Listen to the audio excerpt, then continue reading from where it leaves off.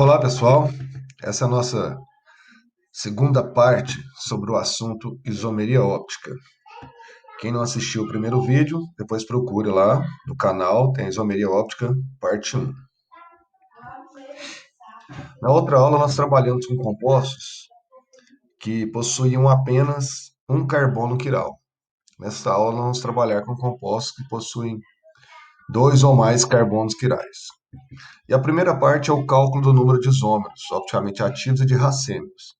Na isomeria óptica, existem relações matemáticas para fazer o cálculo do número de isômeros ópticos, número de racêmicos e número de pares de enantiômeros. Então, a primeira coisa a se fazer é encontrar o número de carbonos assimétricos, que eu vou chamar de N minúsculo.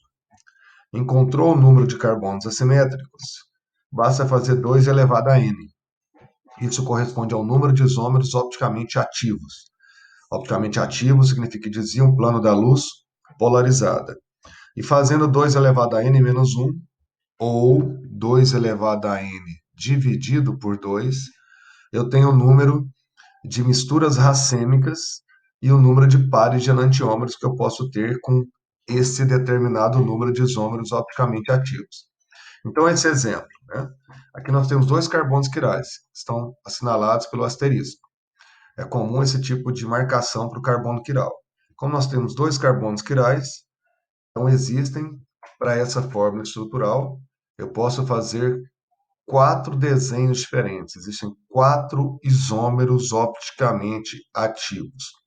E se eu divido isso por 2, ou faço 2 elevado a n menos 1, eu tenho o número de racematos. Quer dizer, com esse par, com esses quatro isômeros opticamente ativos, eu tenho dois pares de enantiômeros, então eu posso ter dois racematos.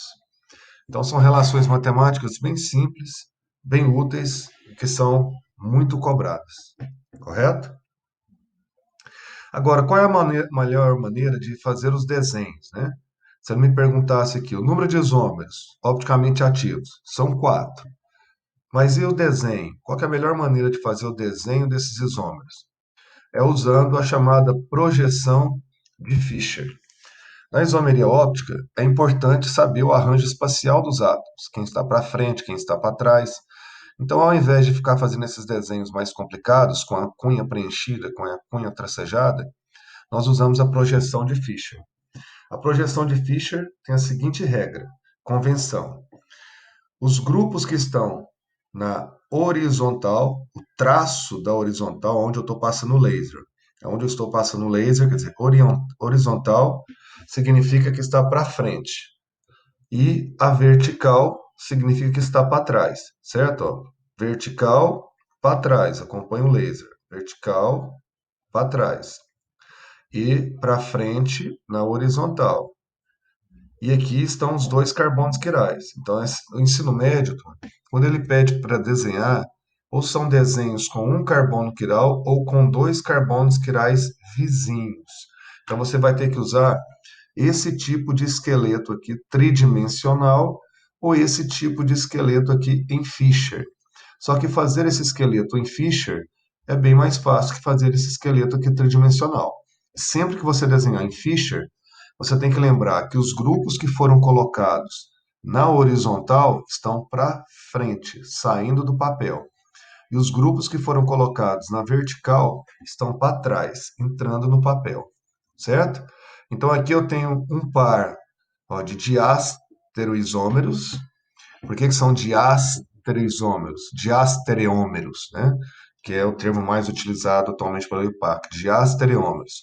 Porque são isômeros espaciais que um não é a imagem do outro, certo? Quando não é imagem, é diastereômeros. Aqui está o desenho deles usando o tridimensional e aqui o desenho usando as projeções de Fischer. Então veja que é bem mais fácil fazer o desenho em Fischer do que eu fazer o desenho tridimensional. Então, ó, os grupos que estão para frente, que é a cunha tracejada, que aparece em preto, preenchido, eles estão na horizontal. E os grupos que estão para trás, que são esses dois grupos CH3, metil, metil para trás, que estão para trás, aparecem na vertical. Então, vertical para trás, horizontal para frente e sempre os dois carbonos quirais vizinhos, eles estão no mesmo plano. Então, quando a gente faz esse tipo de desenho, você considera que os carbonos quirais estão no mesmo plano, que os grupos da horizontal estão para frente e que os grupos da vertical estão para trás. Correto? Então vamos fazer um exercício usando a projeção de Fischer. Eu quero fazer os desenhos dos estereoisômeros desse composto. Esse composto tem dois carbonos quirais. Então 2 ao quadrado, 4. Ele tem 4 isômeros opticamente ativos. Esse primeiro carbono quiral que eu estou apontando, eu tenho aqui o grupo bromo, o grupo metil e o grupo hidrogênio, que não está aparecendo porque está em fórmula de linha. E nesse outro carbono eu tenho o grupo metil, o grupo cloro e também o grupo hidrogênio. Então eu tenho dois carbonos quirais e eu tenho que fazer 4 desenhos. 2 ao quadrado, 4 isômeros opticamente ativos. Só que eu vou usar o esqueleto de Fischer. Então vamos lá. Primeiro desenho. O primeiro desenho a ser feito, aonde eu vou colocar, né, em cada carbono quiral os grupos. Você que escolhe. Então, nesse primeiro carbono quiral que eu estou apontando, eu tenho que colocar um metil, um hidrogênio e um cloro. Aonde eu coloco? Eu que escolho no primeiro desenho. A mesma coisa no outro carbono quiral que eu estou apontando. Eu tenho que colocar um metil, um hidrogênio e um bromo. Aonde que eu coloco? Eu que escolho. Então, o primeiro desenho, você vai escolher a posição de cada grupo em cada carbono quiral, certo? Feito o primeiro desenho, aí nós temos regras para o segundo desenho. O segundo desenho, você vai jogar o espelho e você tem que fazer a imagem do primeiro desenho. Então, o primeiro desenho, você vai escolher a posição dos grupos em cada carbono quiral. Feito o primeiro desenho, o segundo desenho é a imagem do primeiro. Espelho faz a imagem. E o terceiro desenho? O terceiro desenho, você vai escolher o primeiro ou o segundo desenho, vai repetir um carbono, o de cima ou o de baixo, e no outro carbono você vai trocar de posição os grupos que estão na horizontal. No meu caso, eu escolhi o desenho número 1. Tá vendo que eu repeti o carbono de cima, ó, metil, hidrogênio, cloro, ó. Metil, hidrogênio, cloro. Só que no carbono de baixo, eu troquei o bromo e o metil de posição. Então, para fazer o desenho 3, você escolhe o 1 ou o 2, repete um carbono, pode ser o de cima ou de baixo, e no outro carbono você troca os grupos da horizontal, de posição. Feito 3, você vai jogar o espelho e fazer o 4.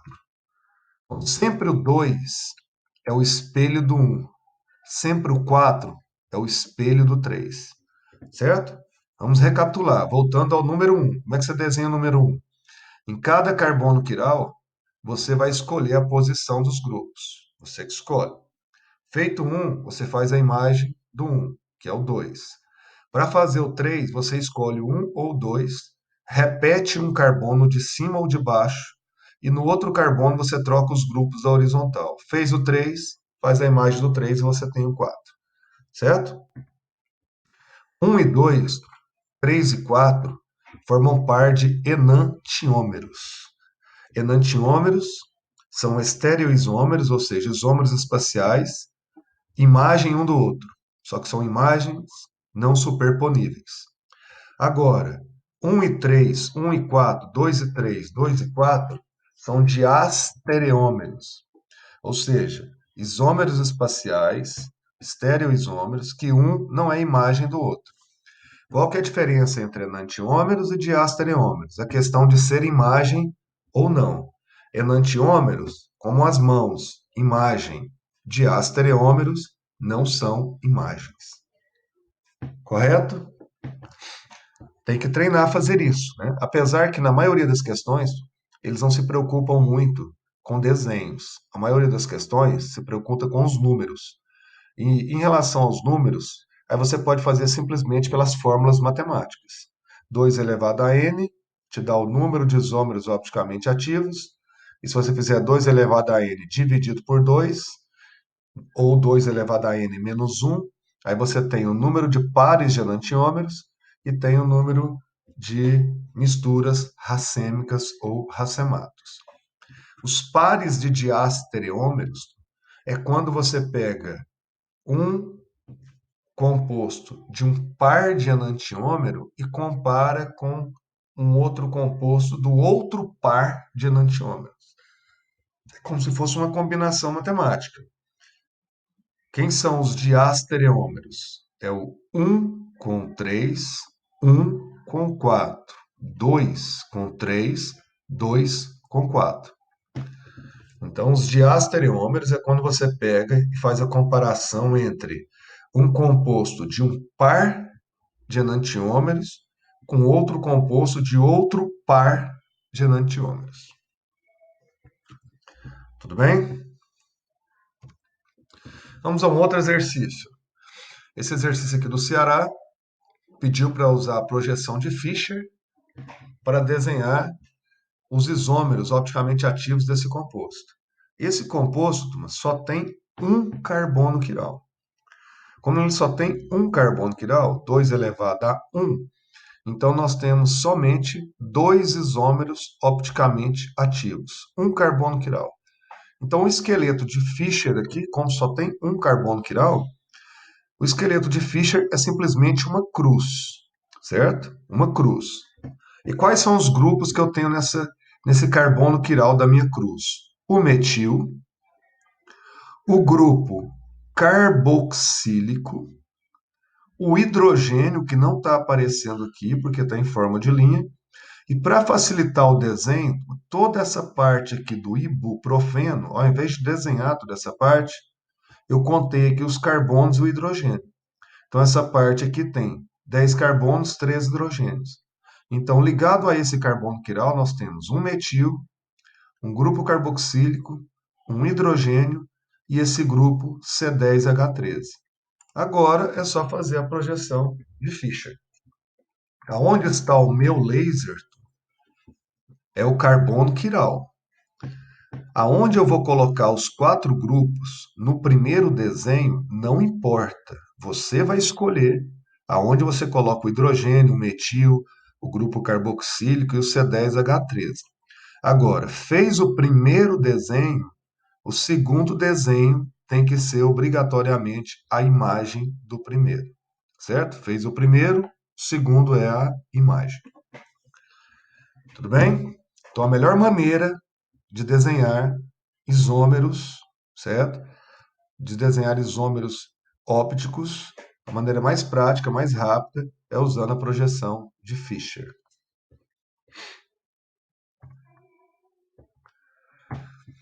Agora vamos ver duas exceções. A primeira, o chamado composto meso, que muitas pessoas falam meso. O composto meso é um caso particular. É um composto que tem carbonos quirais, mas ele tem plano de simetria. Porque normalmente, quando um composto tem carbono quiral, ele não tem plano de simetria. O ácido tartárico. O ácido tartárico, eu tenho aqui dois carbonos quirais que estão sendo marcados aqui com um asterisco. Com base nas fórmulas matemáticas, dois carbonos quirais, então era de se esperar 4 isômeros opticamente ativos.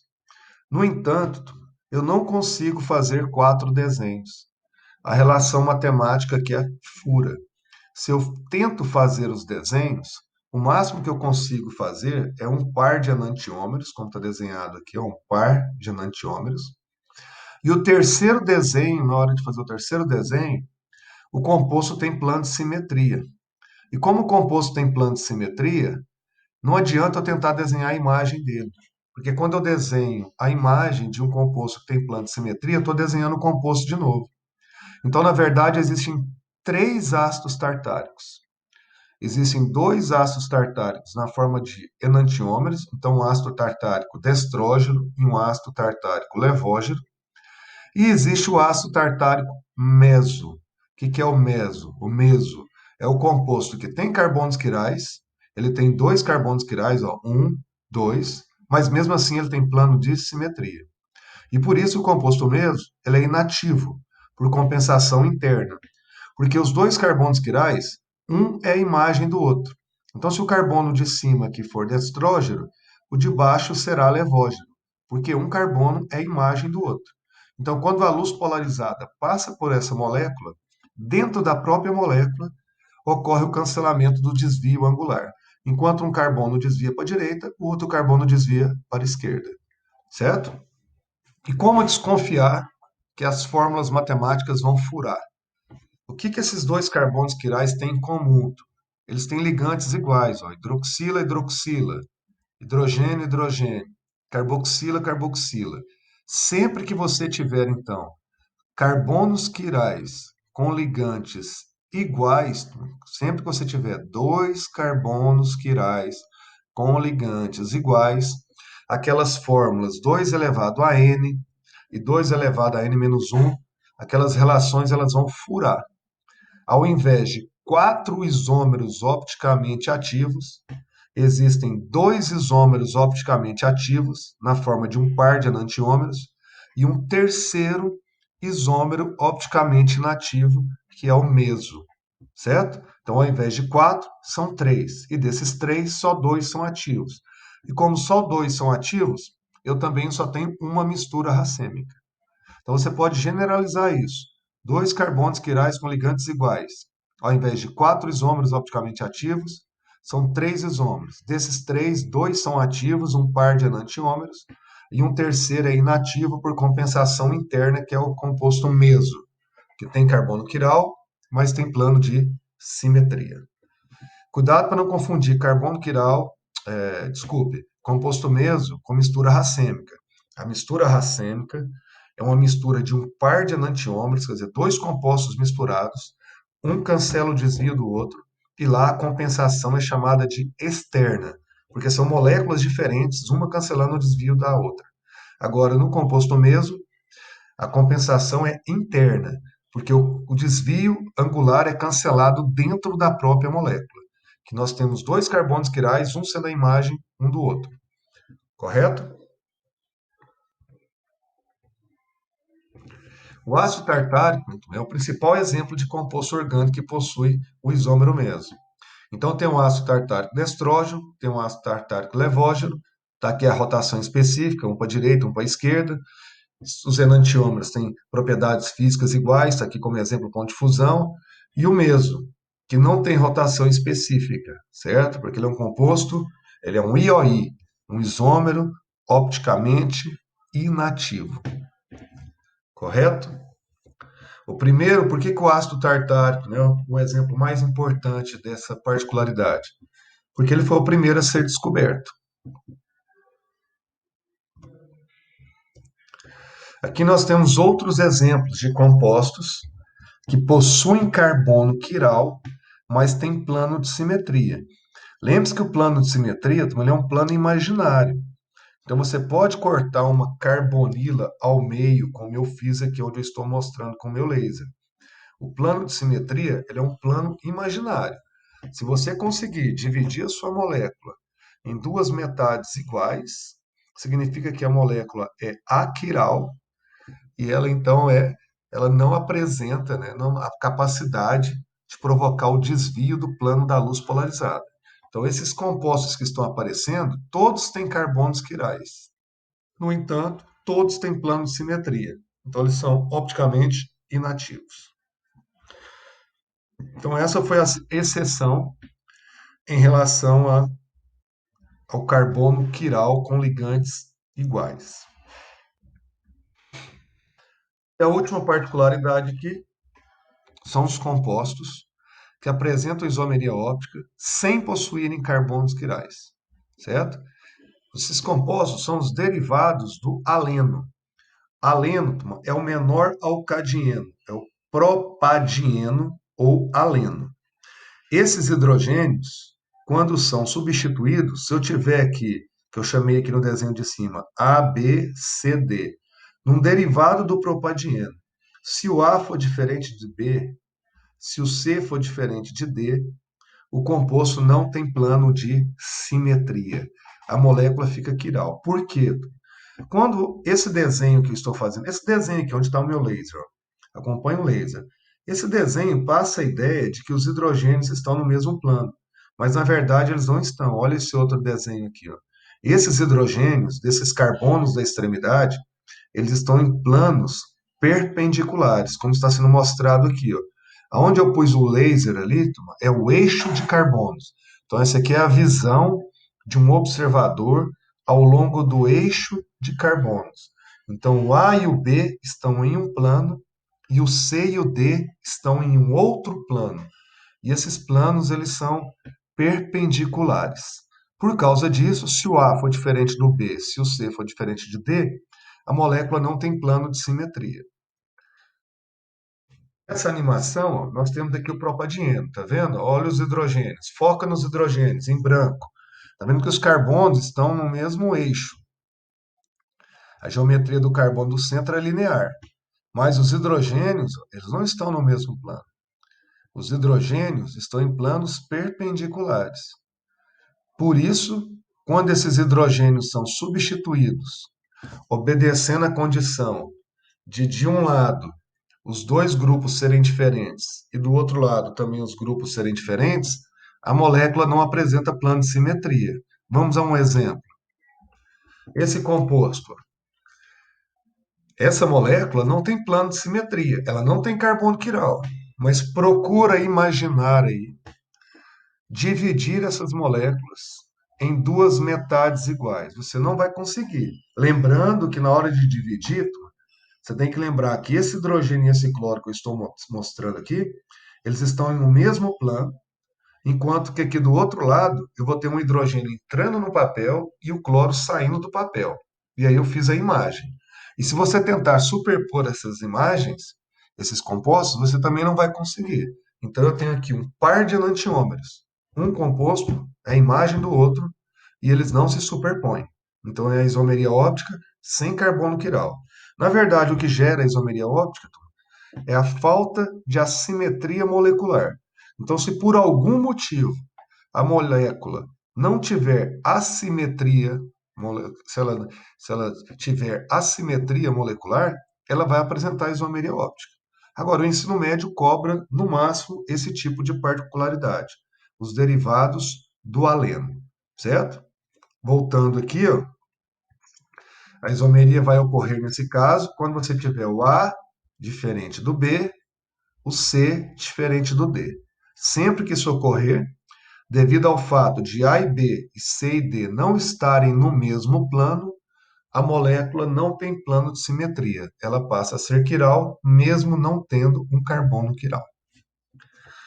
Tudo bem? Espero que tenha ajudado, né? Isomeria óptica é a parte mais extensa de isomeria. Qualquer dúvida pode me procurar nas redes sociais, correto? Abraço a todos.